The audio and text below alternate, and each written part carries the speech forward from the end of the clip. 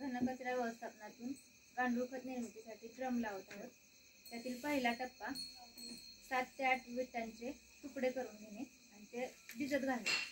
विटा इथपर्यंत भिजल्या पाहिजे की त्यातून बुडबुड पाण्यातून शांत झालं पाहिजे। त्यानंतर दुसरा टप्पा आपण पोतं पण भिजत घालणार आहोत। त्यानंतर तिसरं भाताण्याच्या 2 पेंड्या घ्यायच्या आणि त्यातील उष्णता बाहेर काढण्यासाठी त्या पण भिजत घालून घ्यायच्या एका टपात। गांडुळांना उष्णता सहन होत नाही, त्यामुळे आपण प्रथम विटांचं तुकडं पोतं आणि भात्यान भिजत घालून त्यातील उष्णता काढून घेतात। आता पहिला टप्पा, प्रथम आपण विटांचे तुकडे बॅलरच्या खालच्या थरात, पहिला थर विटांच्या तुकड्यांचा येणार।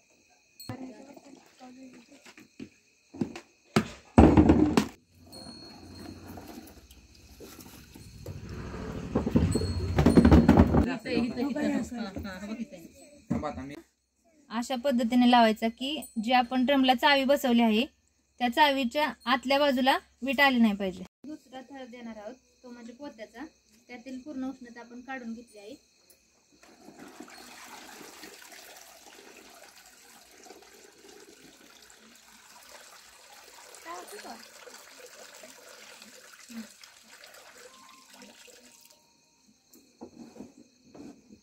अशा प्रकारे आपल्याला पोतं लावून घ्यायचं आहे। आता आपण तिसरा थर देणार आहोत, तो भात्यानाचा। ते आपण 1 ते 2 पेंडी भात्यान पूर्णपणे भिजवून त्यातील उष्णता काढून घेणार आहोत। सारे मोठ्या टपात घेऊन पाण्यात भिजत घालायचं। अशा प्रकारे आता भात्यानातली उष्णता आपण काढून घेतली आहे आणि त्याचा थर आपण ड्रमात देणार आहोत।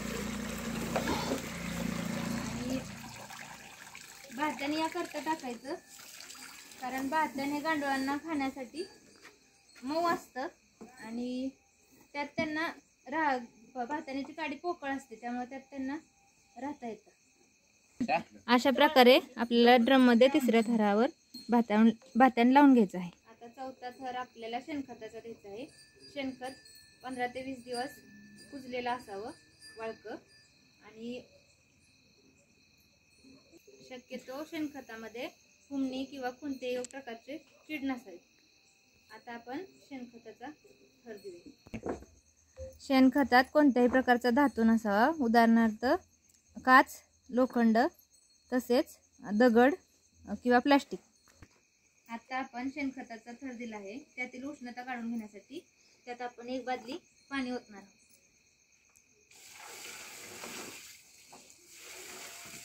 अशा प्रकारे तोटीतून पाणी बाहेर आल्यानंतर तोटी बंद करून घ्यायची। प्रकारे ड्रम मधले सर्व थर आपण दिले आहेत। आता आपण ड्रम जमिनीपासून 1 फूट उंचीवर ठेवायचा आहे आणि त्यानंतर आपण जी ड्रमला तोटी लावली आहे त्याखाली अशा प्रकारे एक टब किंवा मग अशा त्यातून वर्मीवॉश काढून घ्यायचा आहे। ड्रम सगळ्यांनी लावावा।